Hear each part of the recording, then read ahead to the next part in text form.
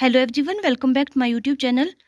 पिछली वीडियो में हमने सरस्वती पांडे और गोविंद पांडे की पुस्तक से भारतेंदु युगीन कवियों की महत्वपूर्ण काव्य पंक्तियां पढ़ी थी। अगर आपने पिछली वीडियो नहीं देखी है, आप चैनल पर जाकर पिछली वीडियो देख सकते हैं। और अगर आपको वीडियो अच्छी लगे, वीडियो को लाइक करें, चैनल को सब्सक्राइब करें। मैंने आपको पहले भी बताया, अगर आप हिंदी से संबंधित किसी भी परीक्षा की तैयारी कर रहे हैं तो आपके लिए ये पुस्तक बहुत ही उपयोगी सिद्ध होगी। आज हम इसी पुस्तक से द्विवेदी युग को पढ़ेंगे। और अगर आपको मेरी वीडियो अच्छी लगती है तो वीडियो को लाइक करें। चलिए वीडियो को शुरू करते हैं। आपको कमेंट बॉक्स में बताना है कि द्विवेदी युग जो नामकरण है ये किसके नाम पर पड़ा है। द्विवेदी युग इसे जागरण सुधार काल नाम से भी जाना जाता है। याद रखना है, एग्जाम में पूछा जाता है कि द्विवेदी युग को और किस नाम से जाना जाता है, तो जागरण सुधार काल नाम से। डॉक्टर नगेंद्र ने द्विवेदी काल को जागरण सुधार काल नाम से अभिहित किया है। किसने कहा है द्विवेदी युग को जागरण सुधार काल?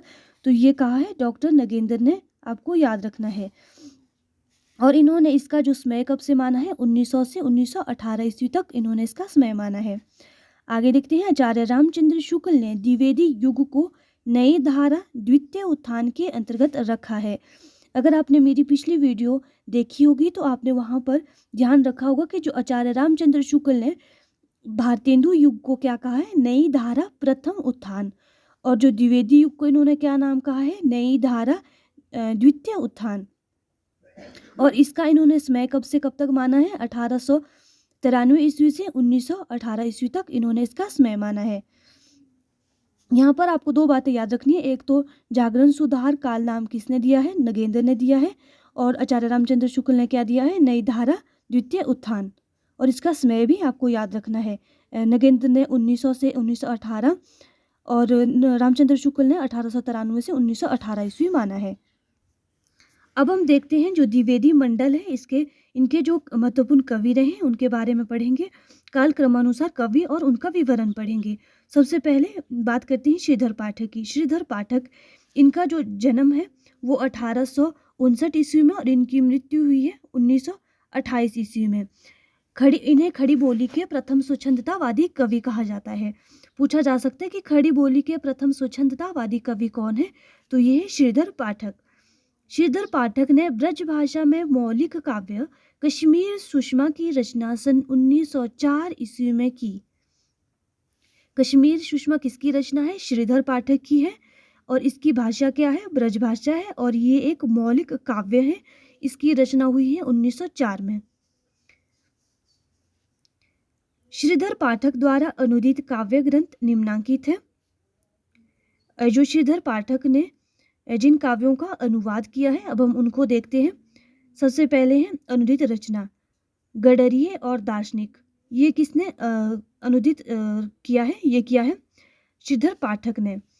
इसका जो अनुदित वर्ष या ईस्वी है, उसके बाद है मूल रचना। मूल रचना जो रही है शेफर्ड्स एंड फिलोसफर। इसका अनुवाद किस नाम से इन्होंने किया है, गडरिये और दार्शनिक।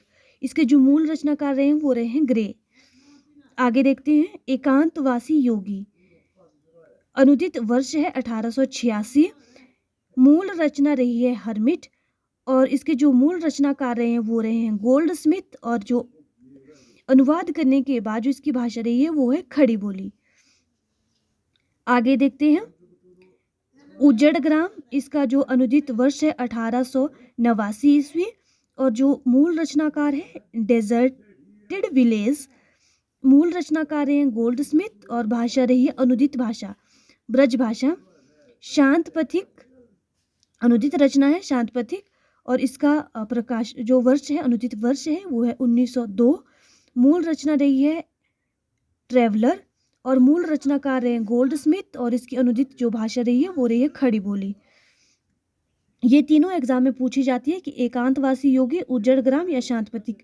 या तो इसका जो मूल रचना का नाम है वो पूछ लिया जाता है या इसके रचनाकार का नाम पूछ लेते हैं। तो आपको ध्यान रखना है कि किसकी रचना है और जो अनुदित रचना है वो कौन सी है। ऋतु संहार, ये जो है अनुदित रचना है, मतलब अनुवाद, जिन रचनाओं का अनुवाद किया है श्रीधर पाठक ने। और जो इन मूल रचनाओं के नाम है वो ये है। जो ऋतु संहार है इसका मूल जो रचना है ये ऋतु संहार ही है और इसके रचनाकार रहे हैं कालिदास और अनुदित भाषा रही है ब्रजभाषा। आगे देखते हैं श्रीधर पाठक की खड़ी बोली में मौलिक कृतियां निम्नांकित हैं। खड़ी बोली की जो मौलिक कृतियां हैं वनाष्टक है, देहरादून है, भारत गीत है, जगत सच्चाई सार है, स्वर्गीय वीणा है, धन विजय है, सांध्य अटन और गुणवंत हेमंत। इनको आपको याद रखना है कि कौन सी रचना इनकी है और कौन सी नहीं है और इसका प्रकाशन वर्ष भी याद रखना है। श्रीधर पाठक द्वारा ब्रजभाषा में रचित मौलिक काव्य निम्न है। इससे पहले हमने खड़ी बोली का पढ़ा, अब पढ़ रहे हैं ब्रजभाषा में रचित। कश्मीर सुषमा पहले भी बताया है किस भाषा में लिखी गई है, ब्रजभाषा में लिखी गई है। 1904 में इसका जो प्रकाशन हुआ है और दूसरी है मनु विनोद 1882 ईस्वी। श्रीधर पाठक ने एकांतवासी योगी की रचना, महत्वपूर्ण रचना है, एकांतवासी योगी की रचना लावनी या ख्याल शैली में की है तथा शांतपथी की रचना रोला छंद में की है। एकांतवासी योगी की रचना किस भाषा में की है, भाषा या शैली में, लावनी या ख्याल शैली में की है तथा जो शांत पथिक है, शांत पथिक की रचना की है रोला छंद में।